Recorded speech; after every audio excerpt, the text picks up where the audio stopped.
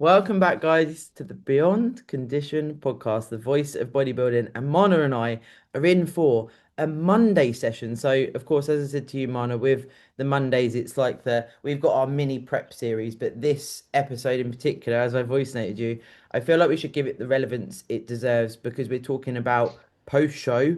Your Yeah, plans, of course, if you're going to potentially compete again this year, a full debrief on the show itself. And I feel like I'm sure you'll agree. Post show is such a. I've done post show solo pods before where I'm like, it's it's a sensitive subject in a certain degree, but it's like you want to give that time because it's there's such a a lot to unpack. yeah, yeah, and every single show is different, right? Yeah, yeah, So definitely.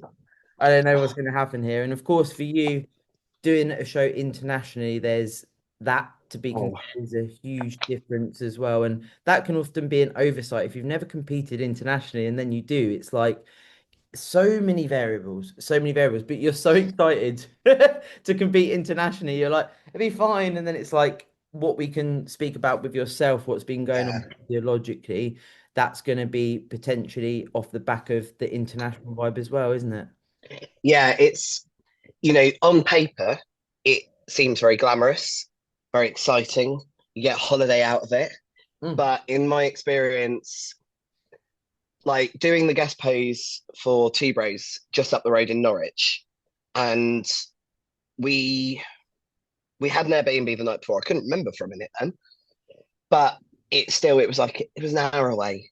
Yeah. As far as shows that I've done, that is, other than when Dan competed in Exeter when we lived in Exeter, and he could actually stay in his own bed the night before, it was the least fuckwittery as far as show travel, packing, all of that's concerned that we've ever done. And there is so much merit to that with reduction of stress levels. Like thinking about international shows, it starts from the moment you book that show.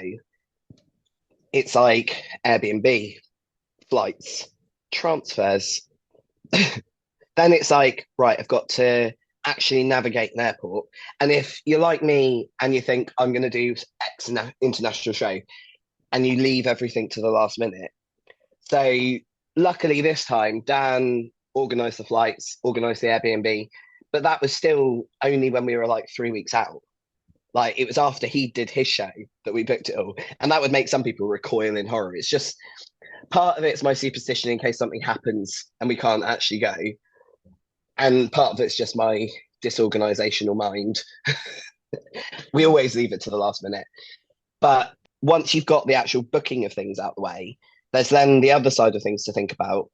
You're going to a different country with different food sources, different ingredients, different food standards. You've been on prep for X amount of weeks. You've been on a very limited diet, and now you're going to somewhere else. Like there was, we went to Spain. We don't trust the water after we got very, very ill in Ibiza last year. So Yes. it's even down to the fact that you can't just pour a glass of water out the tap when you're water loading. It's bottled water. But I took with me, I took with my oats, I took my rice, I took protein powder, rice pudding, dark chocolate, almond butter, and suddenly before you know it, just that on its own has taken up your luggage allowance. Yeah, yeah. So we then had to buy an extra hold bag. Yeah, it's more money, more money. Car parking, even in Dan's non-prep state, he booked the wrong. He booked the short stay for one day.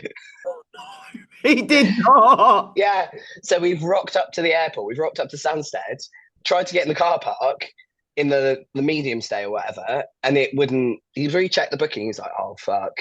So he's then had to book a week's worth of long stay, but the booking didn't go through because it takes 24 hours to process. So we're at the airport and we can't get into the car park.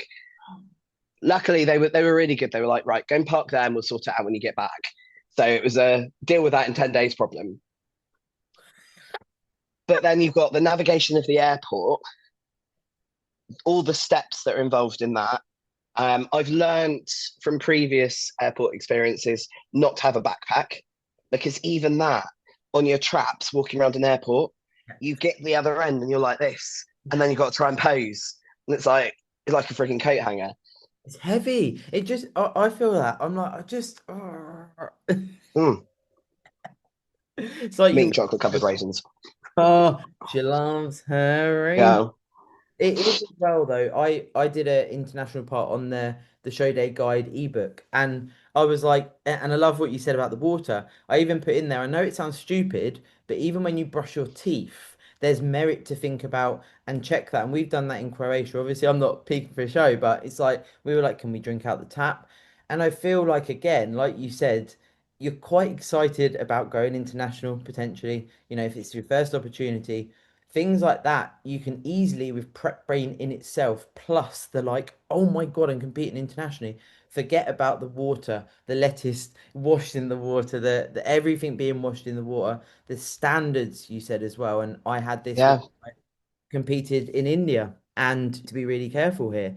And we were yeah, trying to source just normal chicken because it's cooked in a different way, it's sourced in a different way. It could be dog.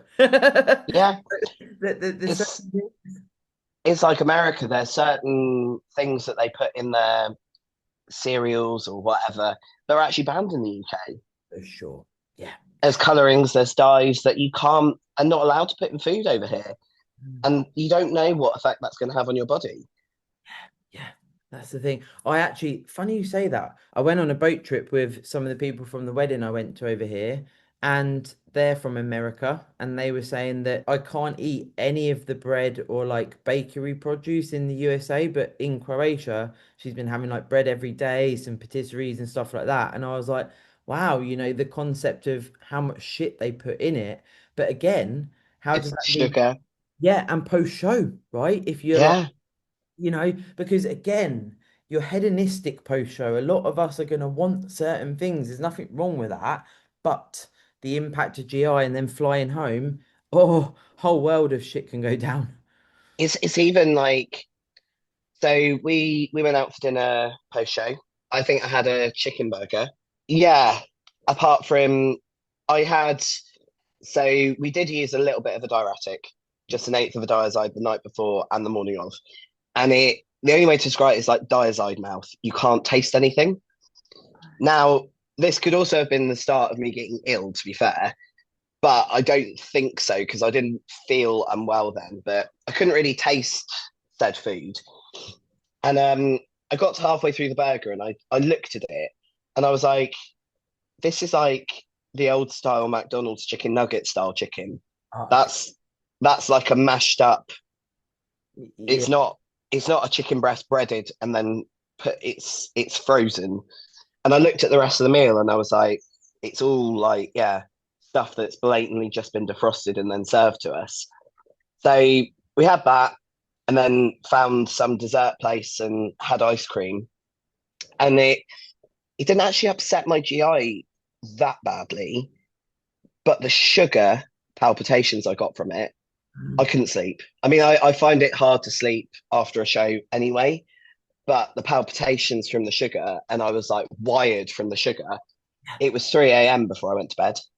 it's a wild feeling as well, isn't it? Yeah, Like, you're just like hyped, but tired, but oversensitized, but knackered.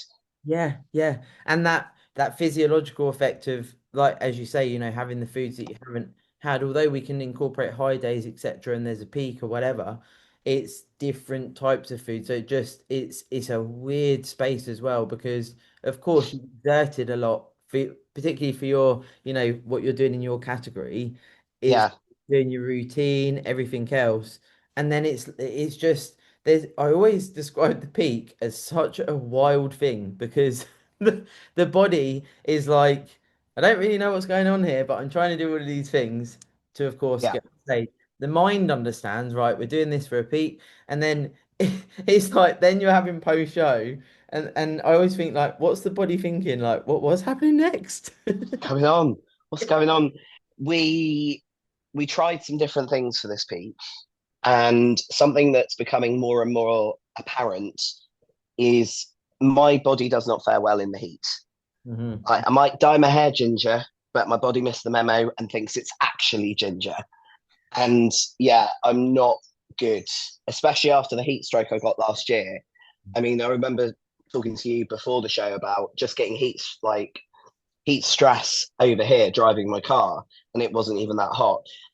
The venue, for anyone out there that's looking to either do the amateur show that Empro put on or the pro show that Empro put on, it is a fantastic show. Emilio, the promoter, his production is amazing. It is quite possibly, out of all the shows I've ever done, it is the best I've ever done. And I'd go as far as to say it's up there with the top shows as far as production goes. But there is no air conditioning in the venue. You're dieted, you're dehydrated, and you're now expected to get on stage and pose your ass off. Yeah. And you feel fucked. Like, heat just zaps all of my energy. And it's that impact, like literally the Saturday before the show, I spent most of the day in the Airbnb because it was too hot to go outside. So even like just I got cabin fever just totally and utterly. But we, because of the effect the heat had with the flight, the heat in the UK, the heat in Spain, the flight, I was actually carrying a bit more water than we anticipated going into peak week. So we had to pull food down a little bit harder than anticipated to get the water off.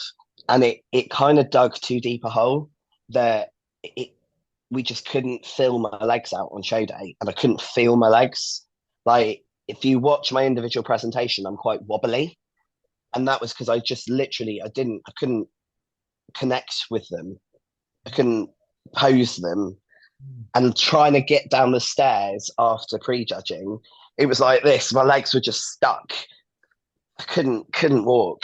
It was a bizarre feeling, and I still, even now, like a week later, trying to actually articulate that feeling is still quite hard because it's something I've not felt before. It's the closest thing I could say is it was like I'd done 3 leg days back to back and a fuck ton of cardio, and my legs just wouldn't work. Like a CNS type, like I'm just fucked. Or even It was just like a pump feeling, but without the pump. You yeah. know, when you're like literally Like you can't contract the muscle anymore because you pumped it up so much. It was like that, but I didn't have the pump. yeah, wild. It's such a weird space as well when you get these. Again, it's stuff that can happen on show day, and the listeners, might not have experienced it with like the shaky leg or the weird things that just occur. And we know, of course, we've experienced all of these things, but the responses we can get, and this is why, like we talk about, Mana, knowing your routine as much as you can, knowing your mandatories, if things happen like this, you can still do your best and know that this is a habit rather than like Yeah. literally freak out and think, I don't know what the fuck's. And it's hard to sometimes gift that like open mind, isn't it? When something's going weird and you're like, I don't really know what to do. Well, basically, it got to the point where we'd put in the show day food, and I still wasn't filling out. And then it got to the point where we'd run out of show day food, and I was having to eat the food I'd made for post show. And Dan was like, "How much oats, protein, and fat is in that?" I was like, "I have no idea. I didn't weigh it because it was post show, so I just chucked a load of oats in there, chucked some protein in there, and whacked a load of fat on it. God knows. I think it was something like 30 grams of fat or something stupid." And he was like, "Eat it." So I ate one of my oats. A couple of hours later, he was like, "Fuck, you got any more?" I was like, "Yeah." "How much is it?" Again, I don't know. "Eat it." And then that was gone. Had some chicken and rice. He was like, "Okay, same again, just eat it." Halfway through the chicken and rice, I was like, "This feels a bit weird." Took the piece of chicken out of my mouth, undercooked. Next Oh, thing I know, stomach ache, thrown up. So in between pre-judge and finals, I've thrown up. So I felt like shit before finals. Feedback was given literally before I stepped on stage. was it? Yeah. So Tyler's come backstage and he's like, "Would you like your feedback?" So, "Yes, please." He's like, "More legs from all angles." We knew that. And the kicker was midsection control. And I'd worked so hard on my midsection control. And when I was doing my individual presentation, there's a part where I'm in my side tricep, I crunch down, I vacuum, I hold the vacuum, I transition round to the rear. And then when I come round and do my ab and thigh, I pull a vacuum, I crunch down, I pull a vacuum again. And there's screenshots that Dan's put up all over Instagram, again, of me holding the vacuum or holding the crunch. And there's one he's put up today where I'm the only one in the lineup vacuuming, and it's from behind the judges table, and Tyler's doing this. So he's not even looking at the stage. And there was a few times where I was looking down at the judges table and he wasn't looking. And it's like, oh, yeah, it is. It's like, was my midsection control actually that bad, or did he just miss it? It's hard to know. I don't want to be critical of a judge, but when every time you look at the judges table, the judges aren't looking at you, and you're not judged on finals, you're only judged on pre-judge, and they've not actually looked at you. It's Yeah, that's a bit of a hard pill to swallow. Yeah, for sure. I absolutely understand that as well. And it's something, again, that, people might have experienced listening, or maybe they are yet to experience, or maybe they'll never experience it. But it's like a dagger to the heart when you're doing your posing. You've done everything to get there, right? Like, you've paid for the show, you've done your prep and everything, and you can look, I I know myself, Matt's heard judges say, fucking hell, I can't wait for this show to finish. I'm tired now. Stuff like that does happen, and it is a kicker. It's, Yeah. I'm not trying, again, we're not trying to badmouth anyone, but it is difficult. It's a hard pill to swallow. My lived experience of the day was every time I pulled a vacuum, they weren't looking. Yeah, and that's hard.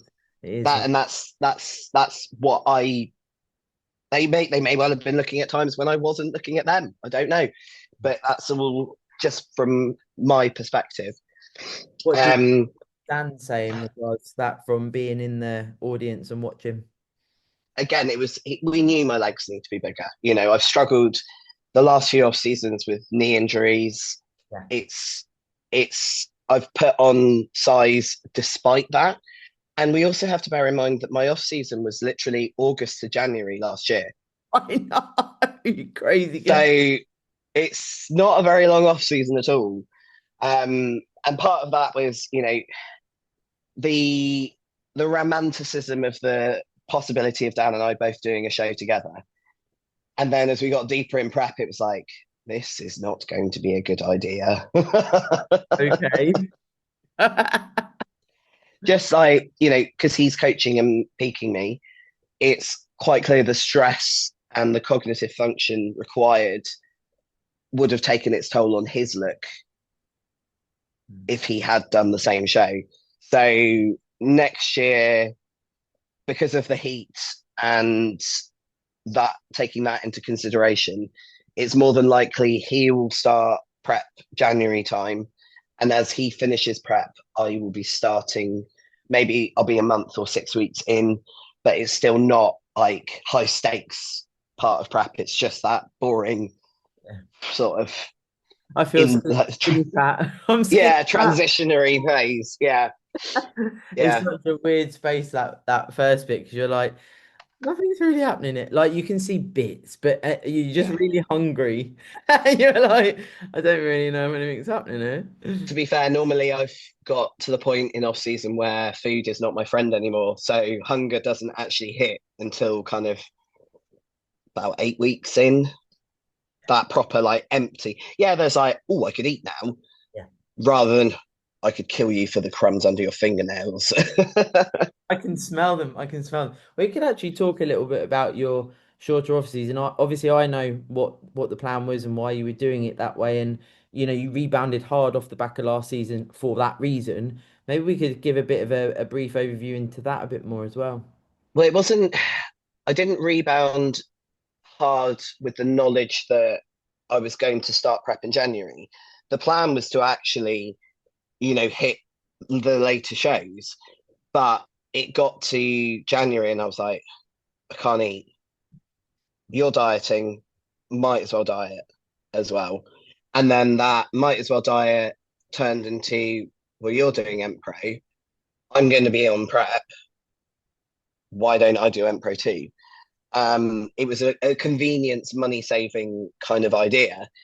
And like I say, the romanticism of it at the beginning of prep before it gets down to the nitty gritty. You know, we were both at a very, we were on the same timeline. I think Dan started his prep maybe a week or two before me, but not enough to kind of, we were sort of on a similar trajectory.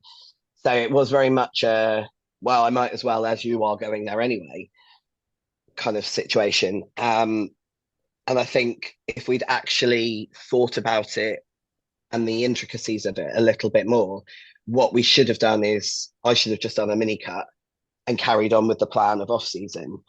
But it got to the point where it was like, well, I'm committed now. And you love Empro, like you said already. Like it's Yeah, the vibe of a show, and that's something we yeah, achieve well, isn't it? It's like when you do get a show that is very well organized, it's a good experience. You sort of want to do it again. yeah, So, yeah. and with the when you did the shorter off season, obviously you pushed things quicker maybe than you would if you were doing a longer off season, right? I think that that's useful to talk about as well because there is so many sort of belief systems in regards to how a reverse out should look, how a off season should look, how high the calories should go. But actually, like you said, in a short space of time, you got to that point where hunger was like shit, the appetite suppressed. But also, you were essentially you were able to push into taking up the body weight fairly quickly because of it being that shorter push, weren't you? So yeah, we pushed up not intentionally hard, and this is all food for the record. The my off season cycle didn't start until October, November, I think, something like that. I can't quite remember off the top of my head, but yeah, so it was literally came off prep beginning of August and just ate intuitively for about 3 weeks and then kind of got back on a structured diet plan. And when I say eat intuitively, it's still, I'm still weighing my food. I'm still eating basically my baseline diet. But if I want snacks, I'll have snacks, that sort of thing. But it did max out my appetite quicker than we anticipated. So it got to September and I had a photo shoot booked beginning of October. And I was like, right, okay, let's have a little bit of a tidy up phase, see if we can resensitize appetite. But it was almost too soon after prep to actually do a diet. So mentally, I struggled quite a lot with it and being motivated towards it. So did the photo shoot, knocked the diet on the head, and it was just a case of right, we've got to do the best that we can with this. So it would be like 5 weeks of pushing food, and then I'd have maybe 4 days off where I just would eat intuitively, and it might be 3 meals a day, might be 4 meals a day. I'd just eat when I was hungry, and that would kind of then reset me again for another 5 weeks, and then I'd have to do it again, and then it got to the point where it's like I can't push this anymore. Appetite is my biggest downfall with off season. Mm. Um, I'm not quite sure how we get around that. You know, we've tried all the tricks, more dense, higher calorie foods, walking after meals, keeping active. I can't be any more active and still earn money with actually what I do for an income. Mm. I just there's no room and there's not enough hours in the day. So it's just one of those things we have to kind of try our best to work around in an off season. Mm. I feel like so many people will be like, oh, I wish I could have really high calories and stuff. And something me and Tony Huge spoke about with regards to when people are pushing up and they get to the realms of maybe 4K calories or whatever, and beyond that for more the male side of things, I would say generally speaking. And he's like, being able to do that to every single day and train and work and do all the things that we have to do as people that don't earn a shit ton of money out of bodybuilding, it's when it sounds good, but when you're actually doing it, the lethargy, the GI, Yeah, really piling. And I always find as well, it's like you say you've toyed around with food selection, etc. And it's a funny one, isn't it? Because I often think about like, the Arnie eras and that side of, the bodybuilding when it started out. And I think they didn't have the cream of rice and all of the things no, we have now. And there's, it's quite hard to actually quantify when we look at things like cream of rice, if it's flavored, there's additional things. It's like how much impact does that have on the GI as well? How stressed are we? Does sleep get affected because we're pushing more body weight? Absolutely, it can. There's so many things, right? And it's like the day in, day out pursuit of a heavily muscled individual, person, athlete, however you want to frame that, to actually keep doing that is more difficult than you would think. And even putting off planning, right? Yeah, that I mean, you don't enjoy your off plans. I've spoken about it many times before. I will eat in the night in off season Yeah. as a way of getting calories in. It works for some people. I've said before, it's not something that will work for everybody. The fact that I've done 20 years of shift work where I've been used to eating in the night, I think aids that. My body is used to digesting when it shouldn't be digesting. Um, but it's probably not the most optimal. That is actually something Dan said to me in the airport. He was like, not really the most optimal bodybuilder, are you? And I was like, what do you mean? What the And I'm fuck's still up? waiting for him to quantify that. I don't know. I'm still waiting for him to kind of unpack that into what he actually means by that. So stand by for that feedback. I think it's things like I forget to take my supplements all the time. I don't necessarily track my water or my salt intake, even though I did start from about 6 weeks out tracking both. And I think one of the issues we had with the peak is I actually need a lot more salt than Dan thought I did Okay. because I was having about 12 to 13 grams a day. And in peak week and the lead up to the show, he standardized it at 9.5. And I was cramping quite a bit. And then literally on the show day, I'd have a meal with some salt in it. It was like I felt alive again. And then that would drop off and I'd feel shit. And then I have another meal with some salt in it and I'd feel like, oh, I feel good now. And then so I don't know, it's something to play around with in the future. It's those types of things as well. I feel like when you do gain experience with, hitting a hydration target and hitting targets like that, and generally speaking, if you take your supplements most of the time, I feel like sometimes there is elements of sometimes we can hyperfixate on minutia that maybe we don't need. Obviously, you can't fuck around all the time or whatever, but it's like generally speaking, if we forget the odd thing or whatever, I think at your point, it's not so. It's not like, oh shit, everything's fucked up here. It's like, and as long as you say, 6, 8 weeks out, like being a bit more on point with stuff. Also, it's like, what's the stress response with things like that? Like when you can track your sleep and you track every single thing, can drive you fucking mad, can't it? Yeah. It's like my watch constantly tells me that my sleep was shit. It's like I don't need you to tell me. I know it was shit. I felt it. Like I was on the sofa last night because it was so hot with the back doors open, with a fan on me because Dan But that's the other thing. It's like post show, everyone talks about sleep being fucked in prep from the deficit. Just because the show's over, your body still isn't physiologically recovered. You're still in a low body fat environment. That sleep fuckwittery will carry on for like I'm still in that phase. It's not helped by being ill. And that's the other thing to kind of, you know, you're traveling, you're going on an aeroplane, you're going to a highly populated place like an airport. You've been in a deficit, probably keeping yourself to yourself for X amount of weeks. Your immune system is no doubt suppressed from the diet, from the training. If there's anabolics in play, even more so, because they will suppress your immune system. And then you put yourself in a fucking tin can with the great unwashed and wonder why you end up getting sick. And Mm. like Dan got unwell the Thursday that we were out there. And I was literally just like, please, I know I'm going to get it, but please hold off until after the weekend.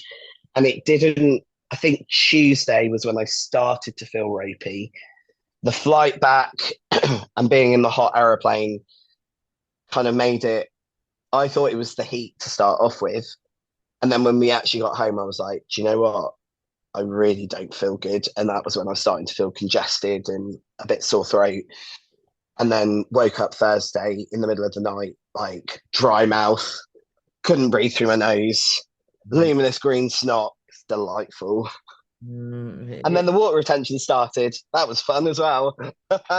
Again, another realm of factors that can affect something like water retention. Now, something that gets thrown around is I'm holding water, the famous saying, and actually you've cheated on your diet. But what we spoke about, and this is where we will talk about this honestly, right? And we spoke about this over voice note. You won't mind me saying, you haven't done the things that would potentially look like the water retention you have. Now, Yeah, you're a trusted person, right? You're an honest person, so.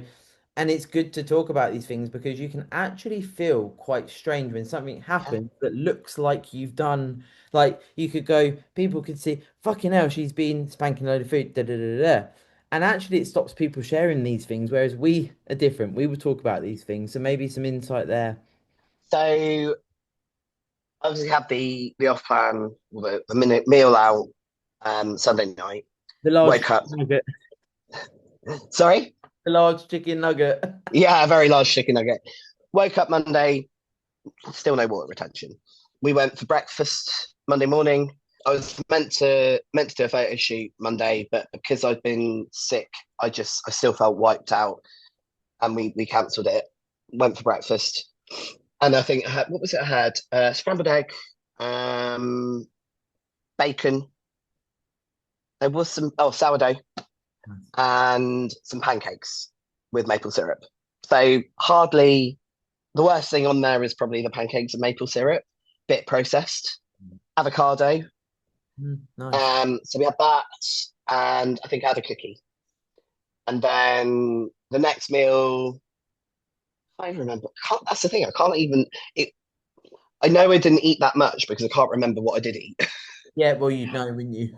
Yeah, I think. Oh, we went. That was it. We found this. It was like a fast food healthy place. So I had udon noodles, chicken, and a bit of halloumi for dinner. And we did we did push the pastries a little bit Monday night. But again, woke up Tuesday, still no water retention. I had a frapper on Tuesday with milk. That upset my stomach. And I think I had another cookie. But I was still eating like for breakfast, I'd have my oats. I was still like having chicken and rice, or it was chicken and my favorite thing after a show. That's it is chicken, a bit of rice in a tortilla wrap with some avocado. Again, it's hardly like Yeah, it's not. uh, and some chocolate covered, yogurt covered raisins. I've not like binged on a fuck ton of cookies or a fuck ton of sweets, or I've had my meals and a few snacks on top. Um, Quite a bit of fruit. So, and the fact that the water retention didn't come until Thursday when my sleep really, to put it in perspective, so I was up till 3 a.m. post show. It was about 1 a.m. the Monday night. Tuesday night, I was up until midnight because I was packing, doing some work. Then I got up at 4 a.m. Wednesday morning to do a bit more work before finishing off packing before we flew home. Was up in the night Wednesday night because I couldn't breathe. Thursday night again because I couldn't breathe. Friday night, and it was the more my sleep was going to shit, the more water retention was. And it was like stuff like my face was kind of out here. My glands were all swollen as well. You can kind of see it. I'm still a little bit Oh, puffy round here, and that's glands from whatever this bug is. And it's I went to pick up Rogue from Sarah's, my client, and I was a bit like, I look like shit, and I look like, yeah, I'm feel all a bit weird. watery, Yeah, yeah, and it makes you self conscious sure. because it's like I'm meant to be this pro bodybuilder, and I look like I've just gone completely off the fucking rails. When actually, in the great scheme of things, there's I've eaten a lot worse post show And in the past. full response because there's so many factors. There is absolutely, and this is why I don't think people would talk about it because it's like, It's the best example of how much sleep fucks with my look was the Olympia, and how I looked on show day. Part of that was you had the athlete meet and greet until 9 o'clock.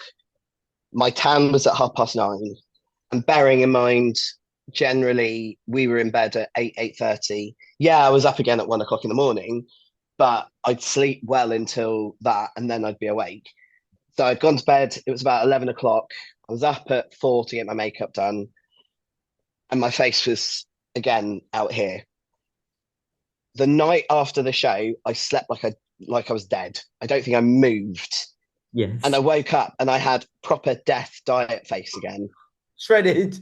Yeah, there's a photo where we've gone to the expo the next day, and my face is more dieted than it looked the whole way through prep. And we've been out for Turkish. We've had Haagen-Dazs. We went in that night, cookies, a lot, and I woke up looking leaner than I did on show day because I actually slept from like 11 p.m. till 8 a.m. Mm. And then I chipped my tooth on bacon. There's a theme with bacon here.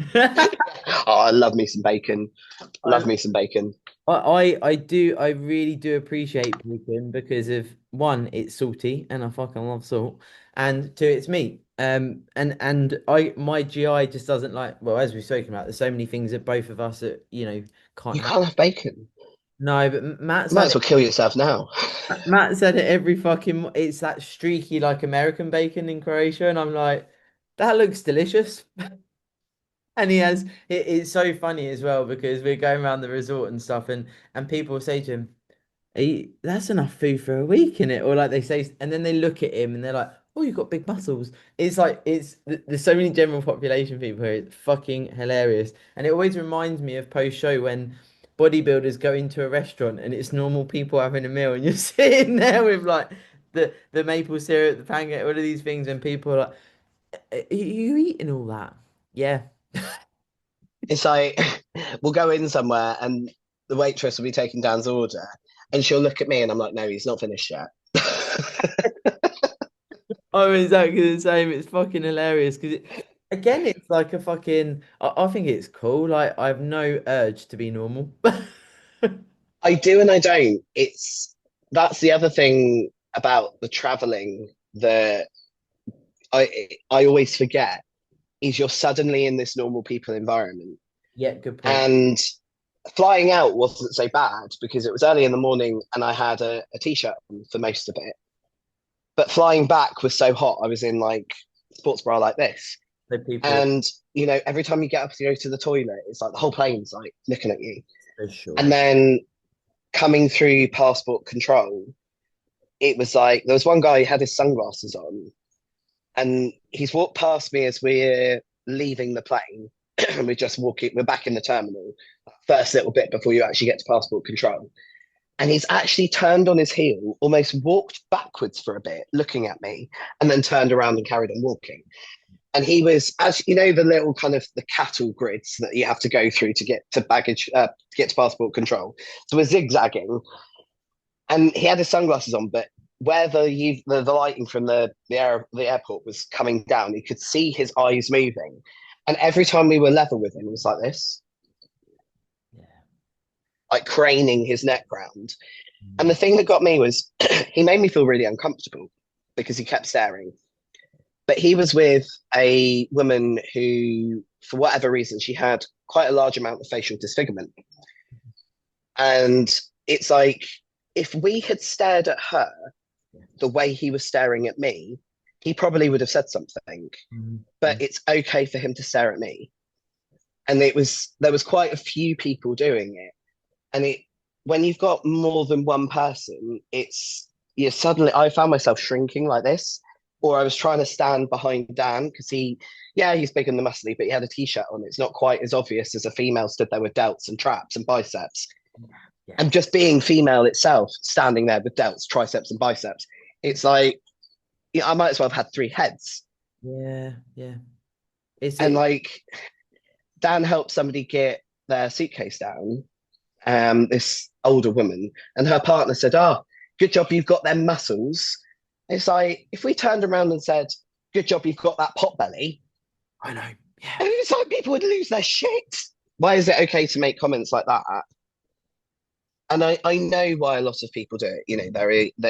They're either uncomfortable in their own bodies, they don't quite know what to say, their brain isn't catching up with what their mouth is saying. And yeah, you could fob it off with they don't mean anything by it.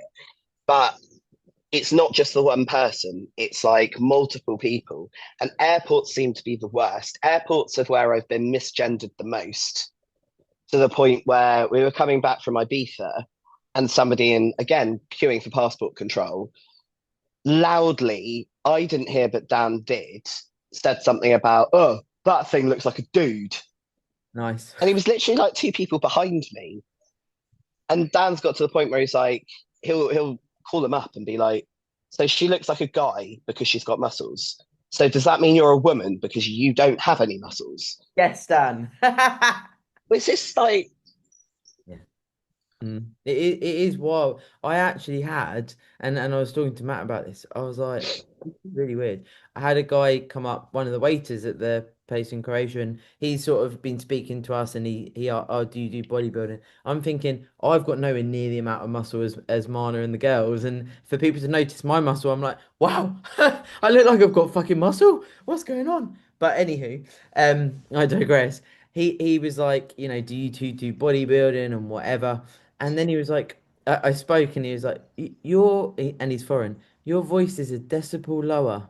And he started talking about steroid use and stuff. And I was like, this is really weird. Because he's commented on my voice. And I was like, my voice is quite deep anyway. And I don't feel like it's like. And I was like, this is really weird. but also it's like, what is it with feeling that it's okay to point out these things? Yeah, It's like, it's like if somebody's got a lazy eye, you don't go up and go, oh, you've got home and away eyes, haven't you? I know. Yeah, you just You, wouldn't. you wouldn't say it.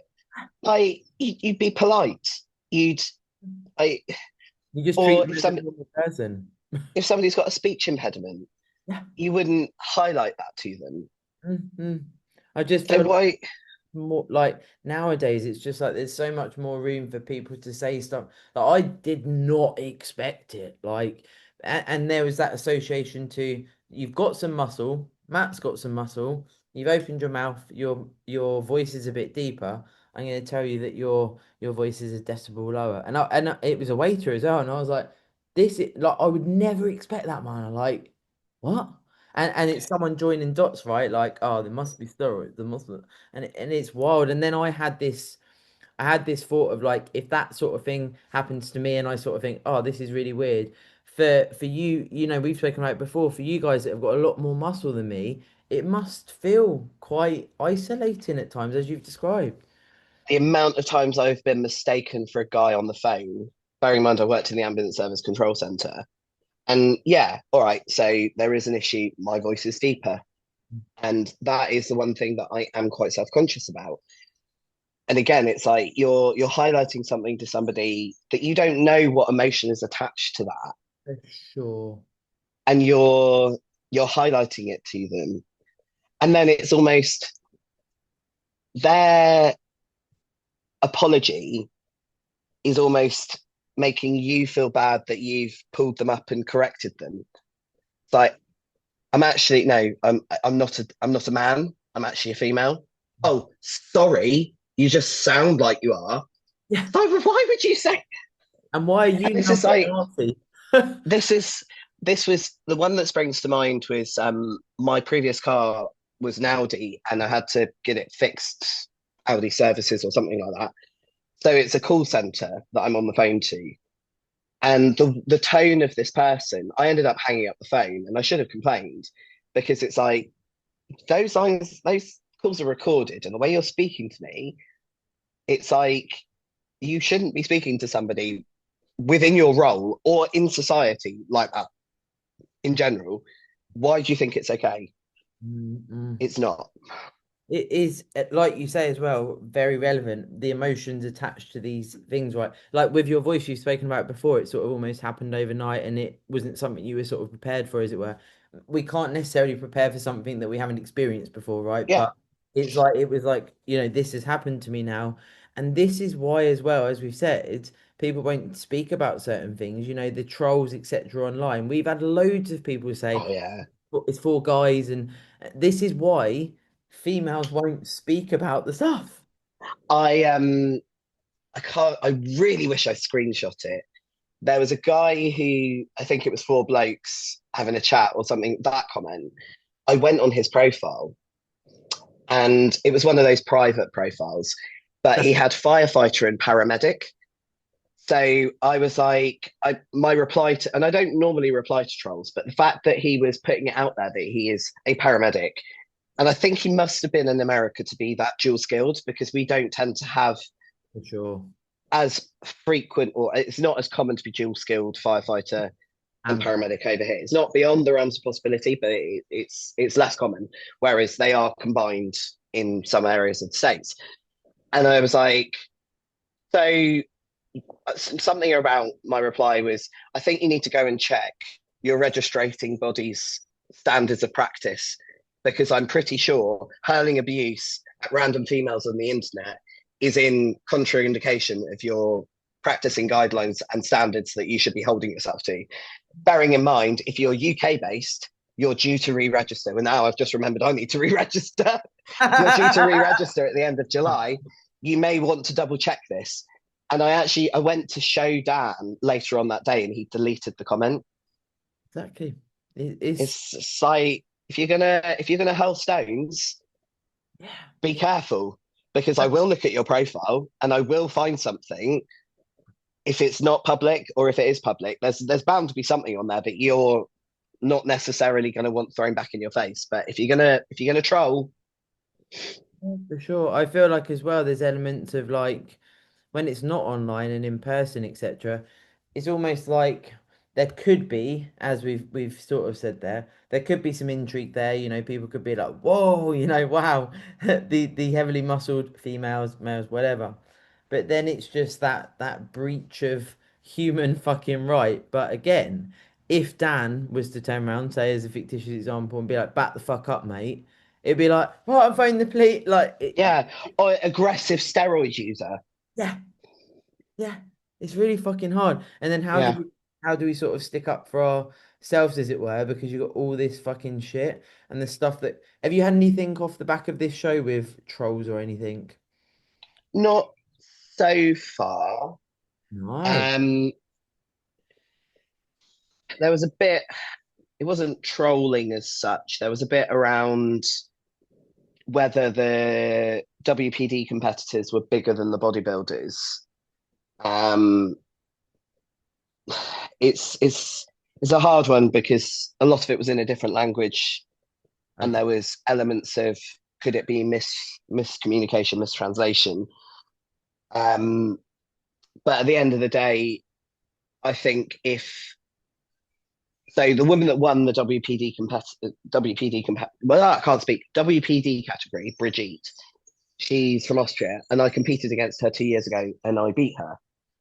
And yes, her legs are bigger, Mm. but there's an element of density that is different. And Martina, who won women's bodybuilding, she's shorter than me. I mean, you can see on the photo, I she's know. like 4 foot nothing. I I think was gonna maybe I ask don't know. you, yeah, I don't know. you look But she tiny. is she is tiny, Yeah. and yeah. So all right, a lot of the WPD competitors are bigger in the fact that they're taller and they're broader, but it's not a height contest. It's Yeah. not a bone structure contest.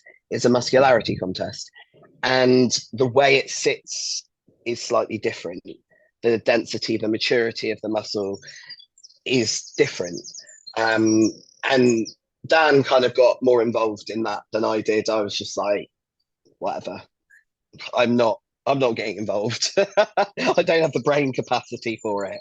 Mm. Um, but yeah, that was quite interesting for 5 minutes, because female bodybuilding channel reposted some stories, and then they messaged me. We reposted without actually reading it, and I was like, to be honest, I've not really paid that much attention. If I'm I don't know what's going on. It, like, again, these things do happen in the realms of the sport. The more and more you find out about it, there's more and more bits and bobs that sort of fly around and and to put it in context, the person that put up these stories, I've had quite a few chats with on Instagram before the show, after the show. Like, it is like, it's her opinion, whether I agree with it or not. It's her opinion. It doesn't matter. It doesn't change my opinion of that person. It's like you got to have a thick skin in this sport, For sure. whether that's trolls or other people's opinions. Be back. Yeah, exactly, exactly. It's savage at best at times. I feel Yeah, like I certainly feel like it gets more savage the more you go past the sort of amateur ranks and you try and progress through. I feel like it's a little bit more um to the point when we look at feedback and a bit more critical. And you've got to just go, well, this is how I get better. yeah, yeah. And like I said, I know my legs need to get bigger. How we do that and mitigating injuries is going to be interesting, but we're going to try because that's the nature of the sport. Do you, with the placing and how the show went, do you and Dan feel it was fair judging? Do you feel like it was a good showing? What are your sort of So our perspective of it is that it was apples and oranges. okay? It could have gone, and I was quite oblivious because it was the first show where I've gone on stage and there's been no movement. They didn't move any of us around. Oh, They left us in numerical order. We did 2 rounds of comparisons after our individual presentation, and we were off stage again. oh, okay. We came back on for our routines at finals. They did 1 round of comparisons before they did the placings. So I had no idea. Um, Dan, there was AJ from Female Bodybuilding Channel, JB from Female Bodybuilding Channel, and Claudio from Hardcore Female Bodybuilders were all there. And I saw them in between prejudge and finals, and they were like, "We've got you winning." Um, Dan and I spoke about it, and it was either going to go, they were either going to go down the condition route, in which case I may have won, or they were going to go down the size route, in which case Martina would have won. And in my head, I was still like, well, I can't remember the woman that was to my left's name. She was in a black posing. Well, actually, both either side, both ends were in a black posing suit. So the one was taller, one was shorter. Yeah, there's a really tall one. Yeah, there was there was oh, I can't remember her name. The one to my right was taller with a more streamlined waist. The one to my left was slightly shorter, had a lot more muscle mass, and a less streamlined waist. And I was like, well, actually, they could place her above me because she does have more muscularity, but maybe the flow of my physique would carry me forward, and my condition maybe was a little bit better from the rear. Um, the chick on the right far side, again, lovely flow to her physique, but maybe a little bit lacking in musculature. And then you just had Martina, who was like fucking stacked. So I really had, and I have to think this way, and it's nothing to do with I don't like believe I should win or I don't want to win. It's just how I manage my own mental state on show day is to make no expectations, no disappointment. It is what it is. And if I place high, great. If I don't, we move on. But if I gear myself up thinking I'm going to win and then I don't, you've then got to manage that disappointment.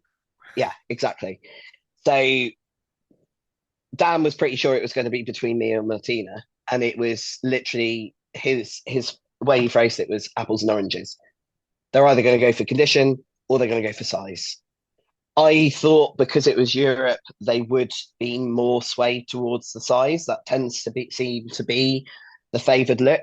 I wonder if we took my conditioning stateside, whether it would be rewarded differently. Being Sherry Periani won Chicago last year, and she was like skin to the bone. She beat Hunter, who has a lot more size, who wasn't in quite as good condition. But the money's just not there to get stateside this season. So Europe is what we've got to do. So yeah, it was. I was still. It's hard because, and I said this to you in a voice note, where I've been unwell, I kind of haven't processed that second placing. The medal's still in my suitcase. Like I still haven't unpacked it because I literally today's been the first day that I felt semi-human. Yesterday was better than it was the day before, but we went into town for a little wander and I felt trashed after that. Whereas today I've actually been able to function and do work and not want to curl up in a ball on the sofa in between check-ins. That And I haven't spent my check-ins going like this. I'm really sorry. I feel terrible. that combination of, and if you think, right, even when you just go on a holiday and then you travel home, like as a normal person, you're like, fucking hell, I've got to go back to work. So then uh, we've got a prep, we've got a peak, we've got heat, we've then got illness, and then the water retention that's happened, all of these things. the And sleep being off. yeah, it's so much. And this is, and a relevant point you said earlier was your immune system is taxed already. Again, you can feel, and depending on who you are, how you experience show day, whatever, you can feel this incredible high on a show day or a multitude of things. But then you can automatically think you're like fucking superhuman. Doesn't even matter what your placing is sometimes. You can really have a Yeah. good time. And then you can just find, as you say, you stay up later, your adrenaline's there, etc., and all of these things. And then it comes off the back of like a few days later, you're like, fuck. And a lot of people, like you say, you've got to go back to work, you've got to do these things, and it's a difficult space because then it's like, do you need to go on social media? Do you need to do all these fit? Oh, and how... I I purposely said to my clients Monday I would be off my phone. I didn't do much on Instagram other than repost stories before they disappeared. Mm. I think in retrospect, what I should have done is probably moved my Tuesday check-ins as well and given myself that extra day. Because I still, in amongst the check-ins, I still have blood reports to write as well. So it's been quite full on. But yeah, that not being able to process that second placing still, it's like that's some good going for bodybuilding debut. And then I get in my head a bit and I'm like, but there's only four competitors. So actually, is it that good? I But remember you you were can't saying control. about coming fourth, weren't you? You were like, well, if I come fourth, that's all good. You've come. Yeah, still can say I came fourth in my pro debut women's bodybuilding, but ultimately you can't control how many other people turn up, and you don't know when you enter that show. You don't know until the list is released on the Monday, and by the time the list is released, it's too late to enter the show anyway. Mm, mm, So you can't predict how many people are going to turn up. And there was initially meant to be five, but one couldn't get a visa. mm, So mm. I don't know if she's managed to get a visa for Portugal or not. Don't know. Do you feel that from doing that show and being women's bodybuilding that you could hold your own and that's the right category now? Dan would say absolutely. I'm still like, well, there was only four competitors, so we don't really know. You. But that's just the way my brain works. Yeah, yeah. And do you feel like now when you compete again in women's bodybuilding that it's almost like I've done that now, I feel more confidence, or are you not, do you feel any different now you've done it? I I think, in all honesty, I feel like I couldn't present myself as much as I how I would like to because of how fucked my legs felt on stage. And that's just, sometimes how the cookie crumbles. Mm. Like I've had similar with Atlanta and Chicago with my abs having sustained that injury, but the difference was the energy was there. I Mm. had like I was in pain, but when I got on stage at Chicago, the switch flicked, and I was ignored the pain, and I was able to pose and present myself, and I did my routine how I wanted to do it. But with how my legs felt on show day at Empro, most people wouldn't realize, but when you see my individual presentation and you see my routine videos, my face isn't connected to what my body is doing, which isn't how I like to pose. And that's a big telltale that something was off. Mm. And it was just literally this inability to feel my legs how I wanted to feel them and being wobbly. And I think the opportunity to do it again, correct those slight, I don't want to call them errors because they're not errors. Learning. To say that Dan, he didn't make mistakes at all. It was just the circumstances of that day, things dynamically changed that we weren't able to correct. Mhm. And that a lot of that was to do with the heat. Mm. So Dan can't control the fucking weather as much as he would like to. And he can't control the impact of that weather on me and how my body responds to that. So it's all just learning.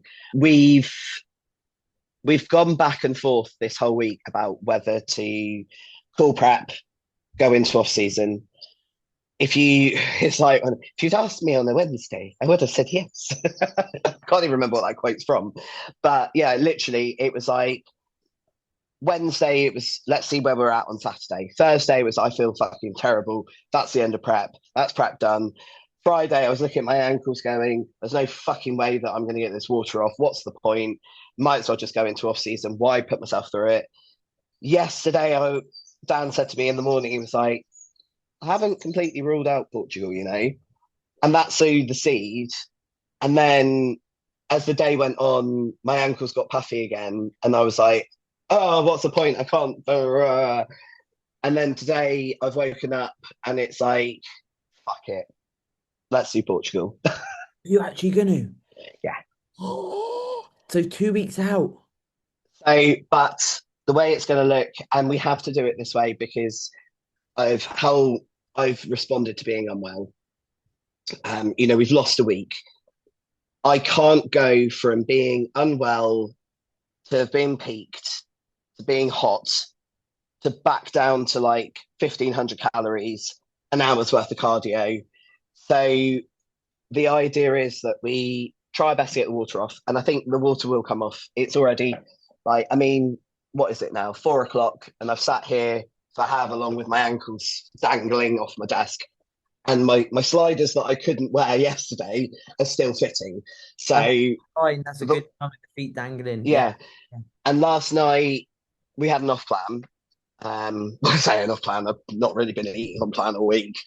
I When I can't say believe it. when I've been eating like before we started recording, I was munching down on some pita bread, scrambled eggs, bacon, and avocado. So it's hardly unclean, but it's still, again, it's Not like I very don't know fresh how much fat food. was in that. Anyway, so we can't go back down to like 1,500 calories, an hour's worth of cardio. It's just not realistic to put my body through that. So I've literally, as we started recording, Dan sent me my plan for tomorrow: 25 minutes cardio, 40-minute dog walk. I'm training calories, I think 2,200 ish on a Yeah. training day, 2,000 on a rest day. So hardly poverty calories. So we're going to run that through till Saturday, see where we're at. I don't have to register until probably Sunday night, Monday morning. So if it's utterly fucked after a week and I still can't get the water off, I think we will. But the idea is to kind of not do anything fancy, not do any real depletion, not do any water cutting, not do any kind of drastic carb up. It's literally going to be eat my normal food, turn up on show day, get on stage. And we hope by doing that and bringing us, we will be compromising condition. I'm not going to be as peeled as I was last weekend. That's just the nature of it. But what we're hoping is that I'll come in fuller, my legs will be fuller. I'll have the energy to actually pose and present myself how I want to. So that in itself might be enough to be rewarded in a different way. I Yeah. don't know. We Until we do it, we won't find out. Do you know if any of the girls from this show are doing it yet? Or No. I know Martina's not. She's qualified. It wouldn't make sense to do it. She needs to now rest, recover, and go to the Olympia. Because I did ask her, and I was like, "Are you going to Portugal?" And she was like, "No, no, I'm done. I'm done now that's a until good the Olympia." athlete mindset, that is. Yeah, I have seen a couple of people. I don't know how to pronounce her name, embarrassingly, but she is an Olympian. I think she's doing it. I'm not sure if Tina Flex, who couldn't do Empro because of the visa issues, whether she's doing Portugal. I don't know. We shall see. And We will shall you see. same routine or are you gonna, is that a No, secret? I'm going to change it. I'm going to change it because part of this shift in mindset was I was feeling a bit sorry for myself on Friday, thinking I'm a fucking water buffalo who is just a snot machine. Makes you feel down. And sorry, Makes you feel really down when you have yeah, cool. Yeah. yeah. It's like couldn't breathe through my nose. I'm just there like dry and watery and feeling like shit. And randomly, Mr. Crossland sent me a song, and it was very out of the blue. And the only reason I think he sent it was when we were at the universe, there was a song that came on in someone's routine, and I was like, we were both like, this is actually a really cool song. And he sent me this song, and he was like, this could be good for a routine, you know. And I played it, and it took me so much by surprise because it's not something Dave and I have really talked about very much. We talk a lot of shit, but we've not really talked music before. And I was like, this is actually really cool. Maybe if I compete again, maybe I'll use that as a routine. So yeah, that's my going to be my main bit of expenditure this week is choreographing a new routine to this song that Dave sent me. Oh my Yeah, God. So it's gonna be like a tribute to Dave. Oh my God, that is way too.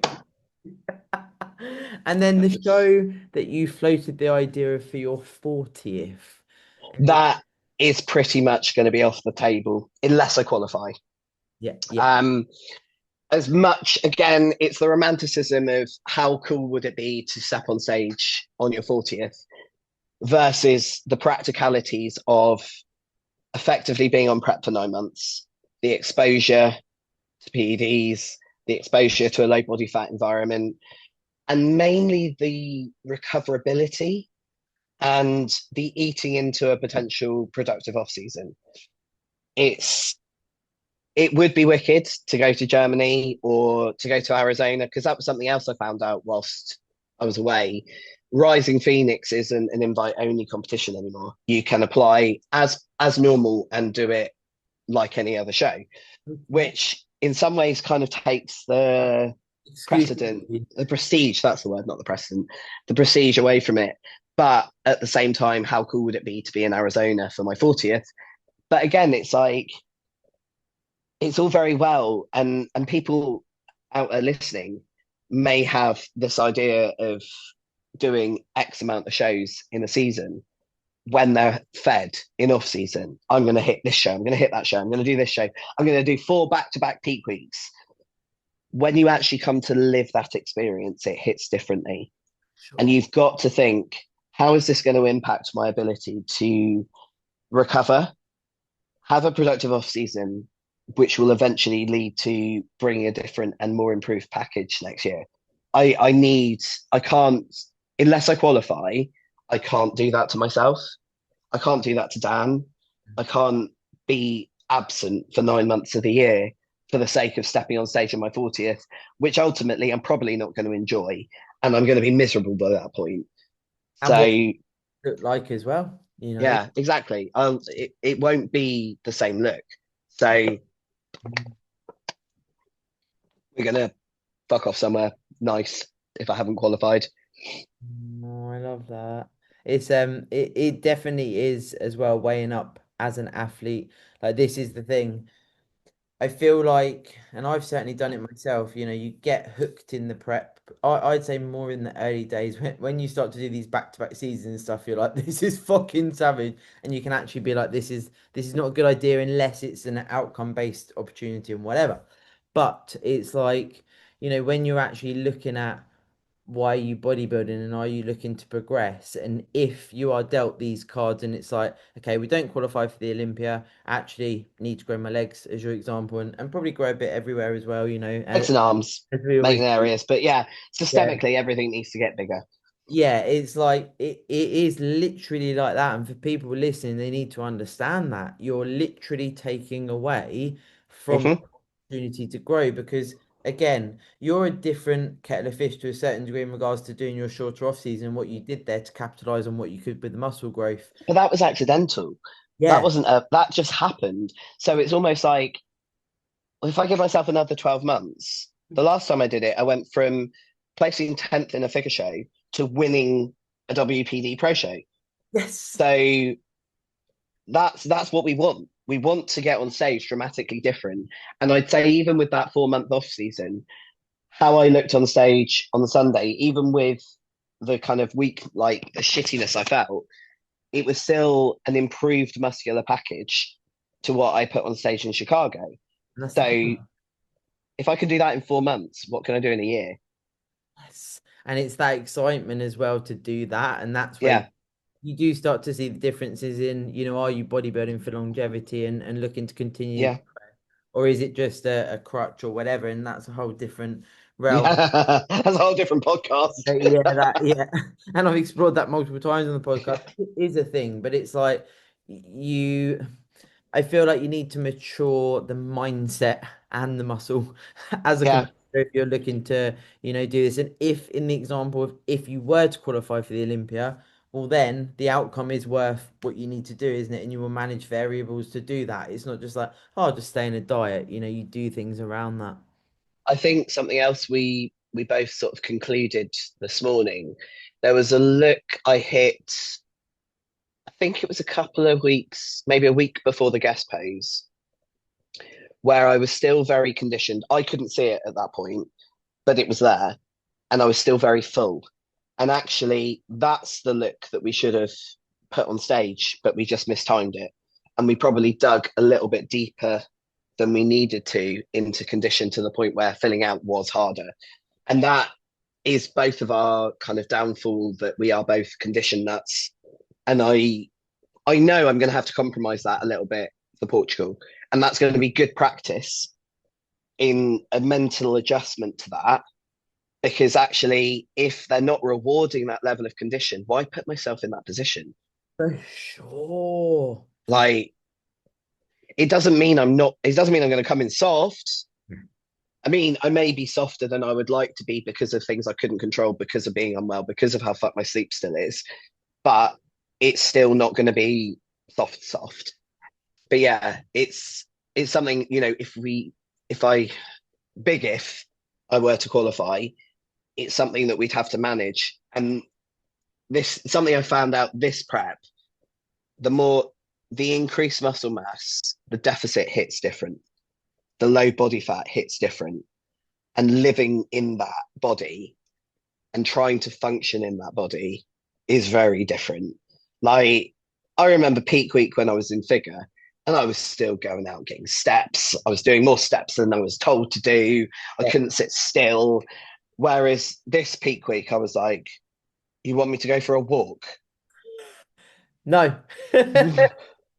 Dad's like, yeah, we need to move some of that food around. I'm like, 30 degrees outside and Leave I'm me getting alone. dizzy standing up, and you want me to go for a fucking walk? It is And hard. we're there in the Airbnb, and he's like, right, 3 rounds.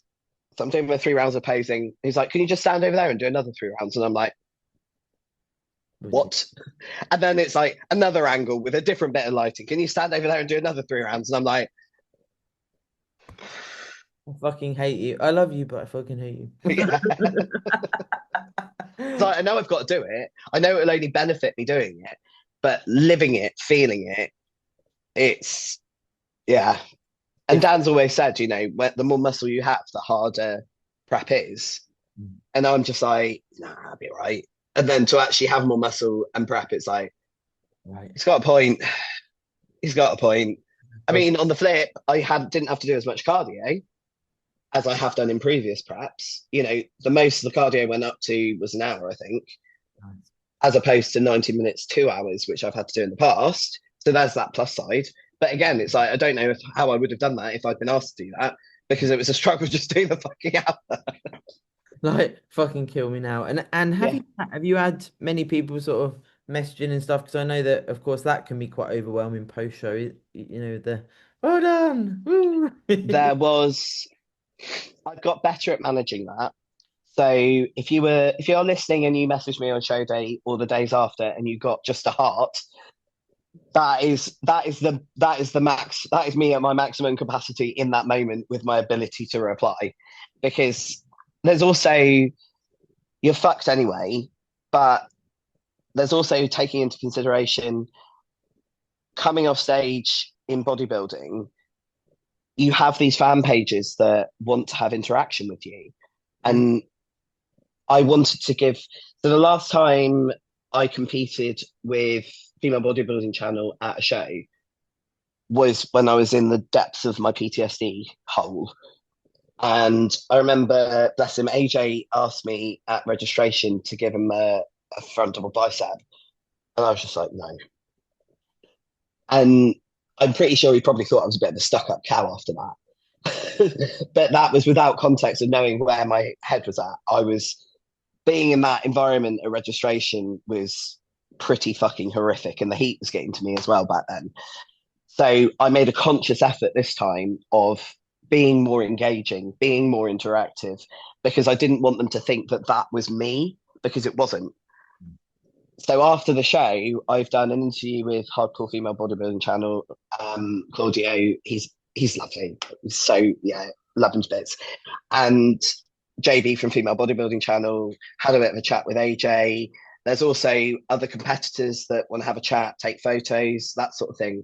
So there's all of that, as well as wanting to actually spend some quality time with Dan and my really good friend Brittany, who'd flown out to watch. Yeah. So you're trying to spread yourself to all these people. Then there are the people that are closer to you that might, like yourself, messaging and replying to you. It doesn't leave much capacity for people that maybe every now and then with I chat with on Instagram, or maybe now and then we'll chat with in person. There has to be a bit of a prioritization of that. And it's nothing against those people and their well wishes.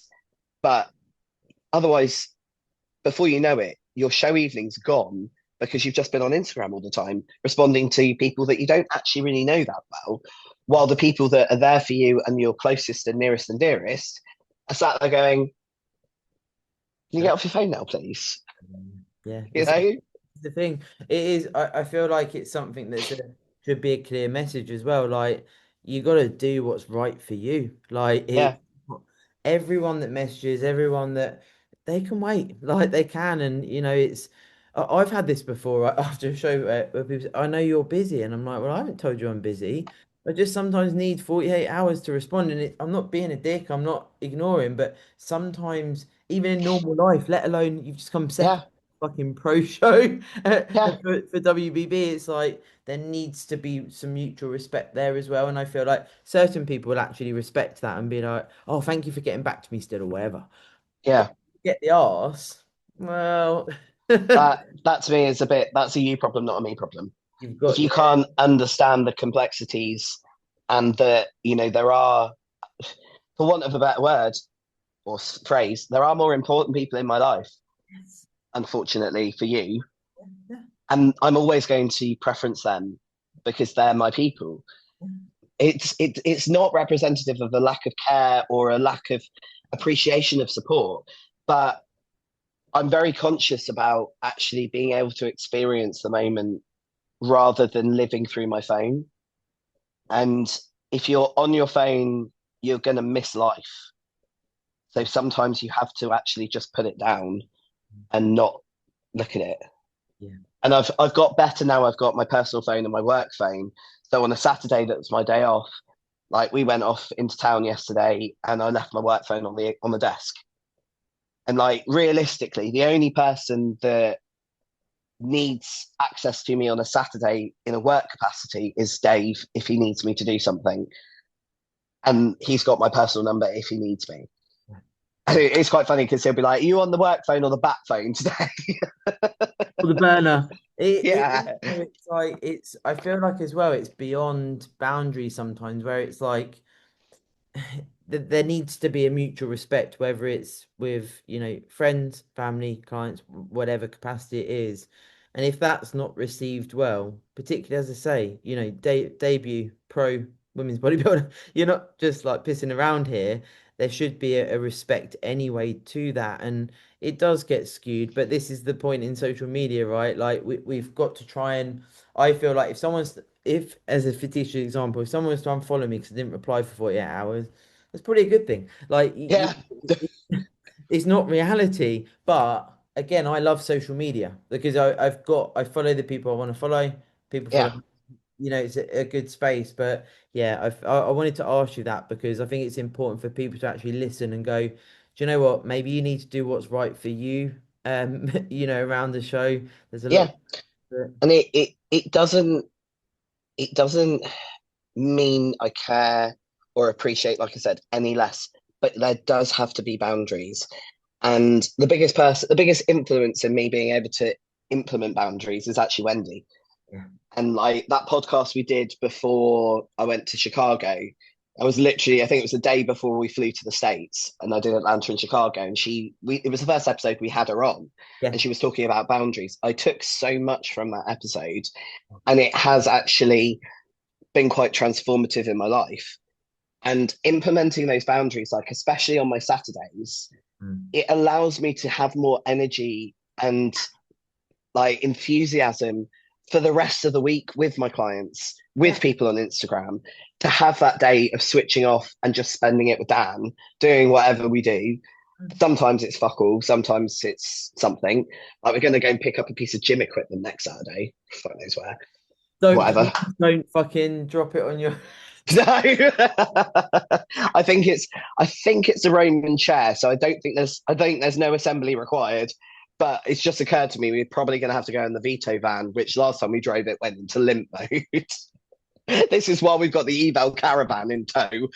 I love it. This is the thing though, it's like when you're doing, you can just, this is what me and Matt have got from being in Croatia, just doing stupid shit. Like Yeah, it's more that there's not like this, you know, where I'm working, I had the 5 days off, but I'm working either side. And it's like, it's just not having the boundaries of, you know, time outside. So boundaries in a different way here. So being like, I've got to do it this at this time. I've got to yeah, yeah. pop and do a little pump session, or it was meant to be a deload, but I've done a session every day, but just a little pump session and just enjoying like, Because you want to rather than because you have to.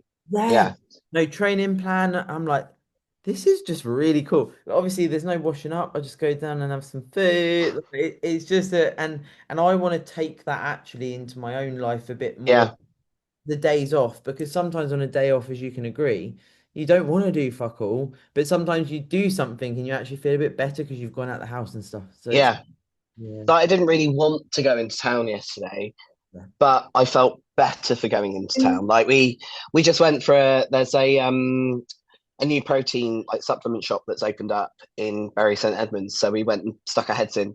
It's like we've got a sponsorship. We don't need to necessarily buy anything, but it's handy to know what they've got in stock if we do need anything, and just sort of have a chat with somebody that's in our world kind of thing.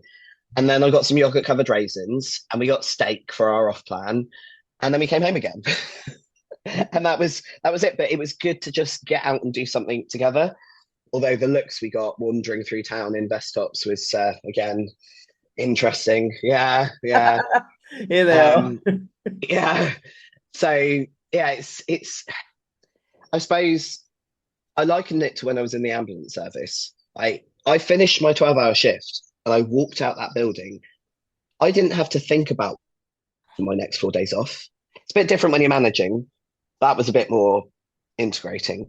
But as a client, whatever job you may do, you finish your job, you shut that door, you don't have to think about it until the next time your working hours start again. As coaches, there seems to be this kind of thing within the industry that we are 24/7 accessible. And if you're one of those coaches that can be 24/7 accessible and not burn yourself out and still be a professional bodybuilder, still get enough sleep, still spend enough time with your partner, still walk the dog, look after your kids if you've got any, then hats off to you. I fucking can't do that. I will burn myself out and I will be no good to man nor beast. I need that day. And it's like I normally cut off communication from about 6:30, but I do sometimes check my phone, especially like my prep clients. Yeah. I will kind of look at my phone sporadically out of my working hours, especially ones that are getting closer to stage. But I still need to have a time where I step away from it completely, because otherwise I will not be the level of coach that you deserve, because I'll just be fucked all the time. Yeah. And I feel like as well the extension of that is like you said, being a bodybuilder, yourself. And I made that decision when I was, going into doing online coaching. I was like, I will have a maximum amount of clients so that I can do the bodybuilding myself as well. And I can absolutely facilitate having a day off, being able to be a bodybuilder myself, but give the level of service that I want to. And for me, I want to be what I'm guiding my clients to do. Like I Yeah, would always want to be a bodybuilder. Whereas some coaches, and I can understand when you've got a lot of clients, where would you train? Where would you yeah. live? You can't, so you have to make that decision. What do you want to do as well? And a lot of, not all of my clients, but more recently, the clients that I've had come to me have come to me because I'm a professional women's bodybuilder slash or was WPD. I'm more muscular as a professional bodybuilder. So they've come to me because of that reason. So there has to be the understanding that as part of that, I'm going to be out of the country. Yeah. I'm going to be inaccessible on certain days if I am competing. And again, it's like, wish me all the luck in the world, but it's unlikely that I will reply because I'm focusing on competing. And that is just the nature of why you came to me in the first place. Like, yes, I'm a paramedic and I've got this underlying medical knowledge, but a lot of people seem to forget about that side of it. And it's more focus on the fact that I'm a professional, more muscular female. So it's a double-edged sword. It's like you want to be coached by this person, fantastic, but you also have to understand. And this isn't my clients do understand that. Yeah, for sure. Mine do. Yeah, yeah. Yeah, That's but what. it's just sort of reiterating that that does sometimes mean there's less correspondence on Instagram, and especially if you're not my client and you're messaging me or you're in my DMs on show day, you might get a reshare and you might get a heart because that's all my brain can manage. I feel like as well, it's like it's from the offset as to what we put across as coaches as well, and the expectations of what we deliver. And I feel like you're gonna get clients like you say that aspire to be, what you're doing, or inspired by you. Maybe they don't want to be heavily muscled, etc. But then it's like they respect that you have the day off, that you do the gym, that you answer at certain times, and then you get the mutual respect because it's like, I want when my clients say, "Wow, you look fucking sick after your 19-week diet." That really fills me up because it's a nice feeling that my clients are going, wow, this looks because then I'm inspiring them and I'm their coach. So it's like this, and that's how I always want it to be. I don't want to be a potato. Like I don't want to fuck it up and fuck it off to get money. Like it's not my vibe. I was actually in peak week, I was stressing myself out a little bit because I was there doing my check-ins as per, doing my blood reports as per, and I think it got to Saturday, and I'd moved some of my Sunday check-ins to Saturday because obviously Sunday was show day. And it got to the end of Saturday, and I'd finished whoever's reply, and I was just like, I'm really worried that my prep has impacted my service. And then that sort of negative thought passed, and it was on to the next whatever was rattling through my brain at the time. Get back to the UK, resume check-ins as normal, and I've had at least three of my clients kind of go. Some of them had some issues, whatever going on in the background, and we've kind of managed that, and we've adjusted the plan accordingly. And there's then been this thank you for doing this, for helping me, for blah blah blah. One of them said, "Thank you for giving me the safe space to be able to be honest and open about how I'm feeling." And it's like, ah, actually, maybe prep didn't fuck my ability to coach as much as I thought it was. So I am sat there in the background, kind of being very, very self-aware that I am in a dieted state and worrying that it could impact my ability to coach. So there's that going on in my head, as well as being on prep, as well as trying to get ready for a show. So it's so many variables that just buzz around. Yeah, I do think though that we because we have that intention set that, and I always say this, like I've done consults in Peak Week before, and I'm like, how the fuck do I do that? And like you did a pod with me, right? Like 2 days out. It's when you're passionate about something and it's clear that you want to do these things. I feel like it would just be like you say, a thought comes in where you're like, have I done it? And you absolutely have because you want to do it, and it's that there's a difference there. And also, I feel like it's for me personally, it's leading by example. Like Yeah. I want to do that. Like when I met Lizzie, shout out to Lizzie, Yeah.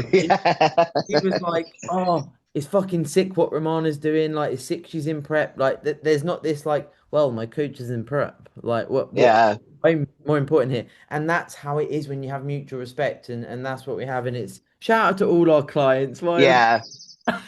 you guys are, I love it. I love it. And we now, of course, obviously with Portugal, maybe in tow, we will of course see what happens there. What do you reckon we should do for our next topic for a little prep one? Any ideas, or do we need to think about this? What? So we've done bowel movements. We done the P one yet? I can't remember. No, we've done sex. We've done sex. I think the the ebbs and flows of the urinary tract during prep is probably quite a good one to cover, including how to pee on show day without dribbling down your tan. Yeah, we could also talk about the impact with that, with like stimulant use and stuff, and caffeine management, and because that all sort of ties into. We just call it the urinary tract. Yeah. I don't know about anybody else, but I get very, very concerned with water loading and then cutting water of the possibility of developing a UTI on show day. I Urinary tract infection, for anyone that doesn't know what that acronym stands for. yeah. And if you've ever had a UTI, the last thing you want is it on fucking show day. It's fucking terrible. I get like a mild thrush just before I come on. So about 4 days Ooh. before I'm due on, I'm like, have I got a fucking infection? Oh my God. And then I'm like, oh yeah, my period's due. But when it's only been probably for the last 4 or 5 cycles, and when it first happened, I thought I had an infection site, and I've had them before. My God. When you pee and you're like holding on and you're like, ah, fuck. And how many bladders you seem to develop when you're on prep? Like, I swear there's an eighth bladder. We should try and think of some stories of what we've had to do because we Oh, I've got some stories. I remember I can't remember who it was. I think someone commented on one of our reels from the GI one about what do you call it when you go for a poo in the forest? What's it called? Freedom poo. Freedom. Someone put about I've had to do freedom poos before or something. I was Yeah. Freedom poos, freedom wheeze. Yeah. I mean, the amount of times we've had to stop on a motorway and I've opened up both car doors and yeah, squat down. It's like, guys, you have no idea how fucking complicated this is. You can just stand there and pretend that you're looking at something far away in the distance whilst you're having a piss. We have to get our fucking asses out. And don't tell me I could use a shiwi, because if you've ever actually tried to use a shiwi in anger, it ain't fucking working. Now that is a prime way of fucking up your tan. I love it. I love it. I love it. Well, if anyone's got any questions, of course, about about this, we can answer them. And this is going to go live on the 30th of June. And then I've rejigged it as I said to you. So Nicola, who's our current muscle sister, who's my new sponsor, and you mentioned her on that pod that time, and it's sort Yeah. of we've got an episode with her as well, and we spoke about like how to get the right bikini, how to get the fit, like all of these things, intricate things as well. So that's super cool because she's a fucking legend, isn't she? She is. I don't want to kind of shout out competition, Oh, but I okay. do have to shout out to Sue's Miss Bikini Fitness, because that suit I wore for finals, like literally, all I said to her was, I want black, gold, and turquoise, and I don't care what you do. And that's what she came up with, and it is fucking beautiful. I've got another one that I should wear for Portugal, but I kind of want to wear that one again. When I saw it, I was like, "This is so good." And Nicola shouts out too because she was Yeah, obviously she sponsored was by her sponsored as by well, Sue's. Yeah, yeah, and she rates her highly as well. And I think yeah, that there's going to be elements of inspiration there as well. Um, yeah. And she, I think, is working on potentially launching a men's line as well, because she's been working with Dan in the background. But cool. I don't know. That might come to fruition. I'm not sure, but she is literally, like, I don't even send her measurements anymore. Yeah. I send her whatever posing suit I'm currently wearing that fits, And I tell her what I want doing with the cup size. So last year the cups were a bit too big. So the year before, I moved away from a molded cup to a triangle because of not wanting cleavage. I want my pecs to show. And then this year, it's like everything was fine, but just make the cups a little bit smaller. Did that bang on. The fit of the bottoms is just, yeah. It's And sick. she does that all from Glasgow without, I've only ever met her once. Yeah, it's so fucking cool. Is Yeah. Dan competing again this year, or No, is no? no, Okay. So he's no. off season now, or like Yep, yep. He's off season. He's doing a little bit by himself at the moment. Something he's learned from from what he did prep wise this year, is there's certain elements of his body he needs to learn a little bit better to be able to communicate a little bit better. So he's doing a health phase on his own, and then he'll go back to Hilly for the sort of growing part of off season when he comes out of the health phase, and then for prep next year.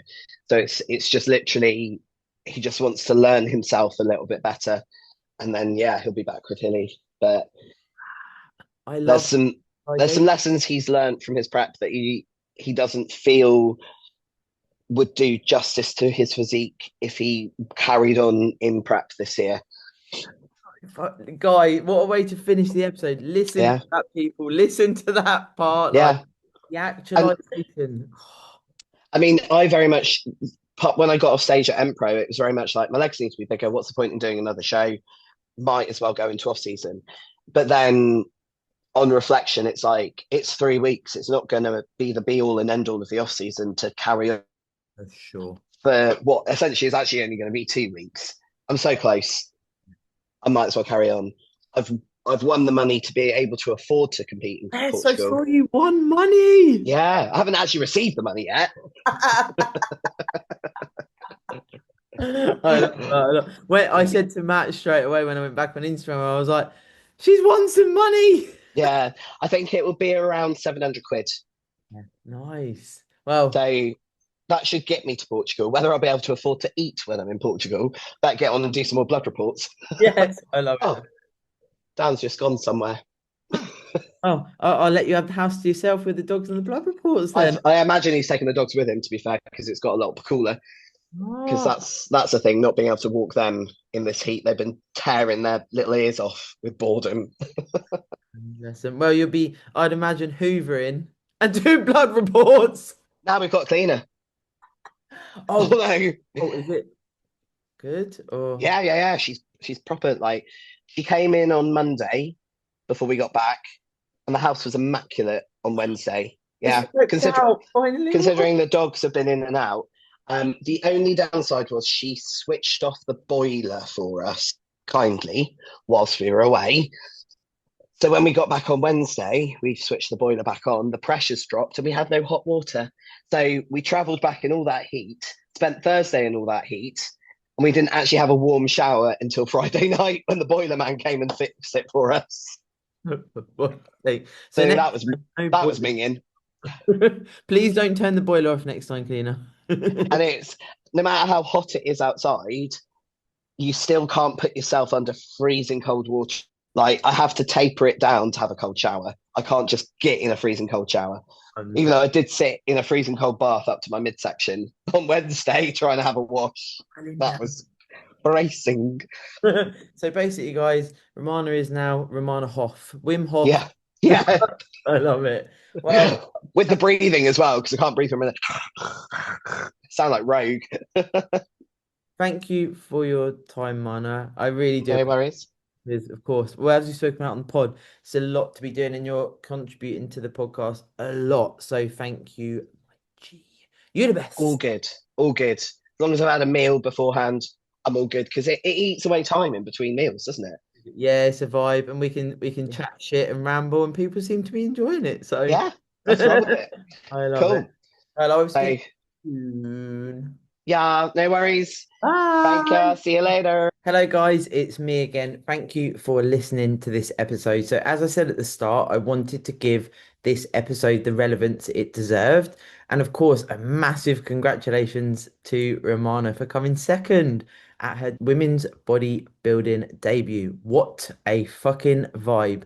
And of course, I've wished her all of the best wishes before the show and how much our tribe is behind her for what she is doing for the UK female bodybuilding scene. It's sick to see. And for us to have that opportunity to have Mana as part of the podcast is something I'm incredibly grateful for. And I'm also incredibly grateful for all of you guys listening, tuning in each week, following what I'm doing. And I'm always trying to find ideas, opportunities, new guests. Like it literally is a constant thought in my mind. Trust me when I say that. And as referenced in this podcast and a multitude of different episodes, you can still access my show day guide ebook, and that is still on sale at 39.99. And that's something that covers so much of what I speak about in the episodes, whether you're a first timer, whether you're an experienced competitor, at times having a reference point for what we are doing on the lead up to a show is super important. And then I am going to be looking at creating a prep ebook as well, because of course, right, we can absolutely gain experience over time, and it's something that is, when you're in the game, you learn, you take these opportunities. But for sure, what I've realized is from doing the podcast, you can easily forget stuff, and as I say, having a reference point for these things is super important, and it's something that I want to continue offering as much as possible. We also have lots of things coming up on the WhatsApp chat about seminars, about group photo shoots, about as much of the stuff as I can offer as your podcast host coming up, I will. On the extension of that, if you have any ideas for topic suggestions, for things that we can offer you as our tribe in our community, please do let me know. I am absolutely game for any ideas, any opportunities, anything I can offer you, as I say, as your podcast host. But above all else, guys, this journey, this endeavor, it's a wild endeavor. It really is. And I just wanted to sort of wrap this episode up with a little bit of insight into my holiday as well, because it's important, as I've referenced on social media and I've spoken about this, I will not be fucking up my own reverse out from my 19-week diet. And what I've truly realized is, I did speak in this episode about the wild, essentially, conversation with one of the waiters about my voice, but generally speaking, I've had such good experiences over here in Croatia, and it really has given me the opportunity to extend my gratefulness for what we get to do as bodybuilders. The endeavor, the physique we build, the rituals we have, they are unique to you. And it certainly taught me that being me, being the bodybuilder I am through and through, it's actually gained a lot of positive outcomes on this trip. There's so many of the staff that have said, "Oh, you're always active," or "What are you doing now?" I've had some compliments about my physique. As we know, a lot of the time, this being a solo endeavor, if you're not looking for external validation, then this can be a cherry on top. It really can, because, people approaching me saying, "Wow, you've got a six pack," and, "Oh, are you a bodybuilder?" For me, certainly, and you may or may not relate to this, for me, that's an absolute flex. Like, it really gives me a lot, because I've always wanted from the very start, from being that skinny bikini girl with no muscle, from looking to build a physique, starting out with a dream, to be here now after 13 years, for people to sort of come up to me and say, "Wow, look at your physique." It's still an out of body experience, it is something that I really do value, because again, it's a cherry on top, but it's not something that's missed out on me. Like, I really do appreciate it when this happens, and to be known at the resort now, this is my last day here, and people are saying, "We don't want you to go. It's really nice having you around." People approaching like, "What do you eat? What do you do?"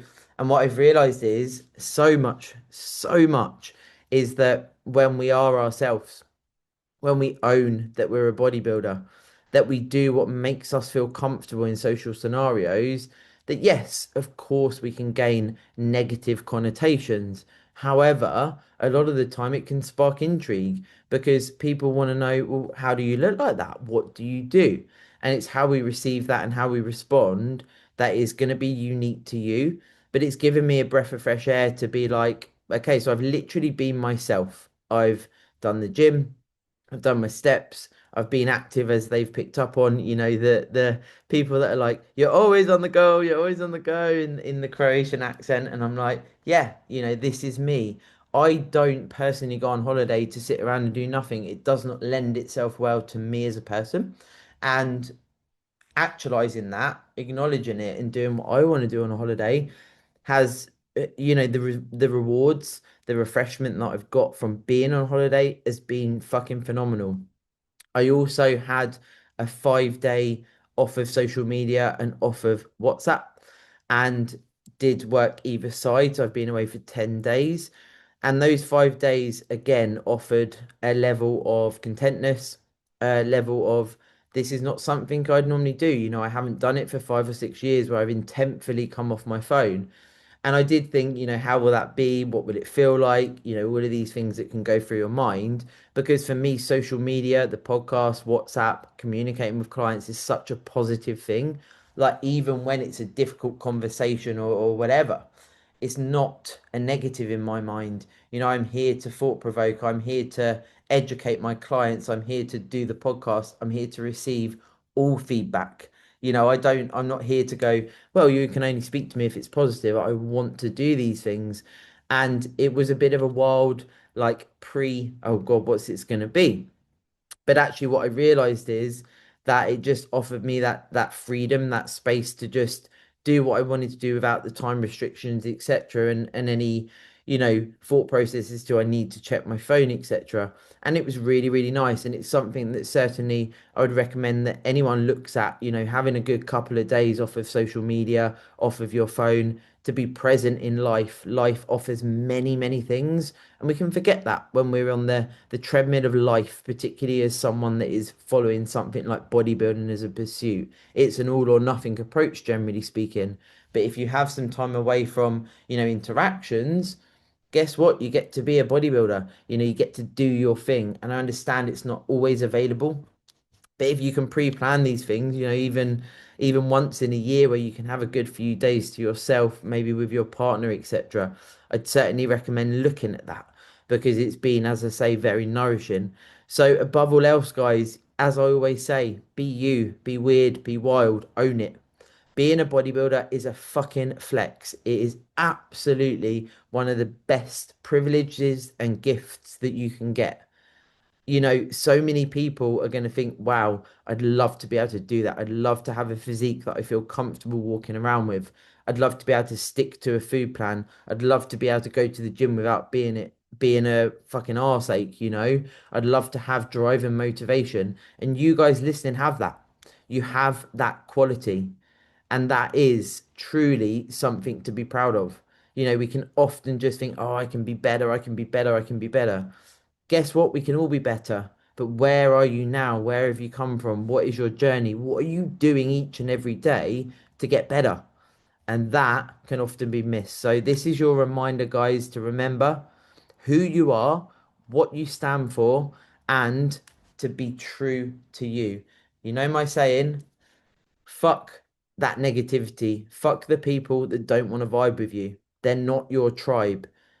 They are absolutely not people that are raising you.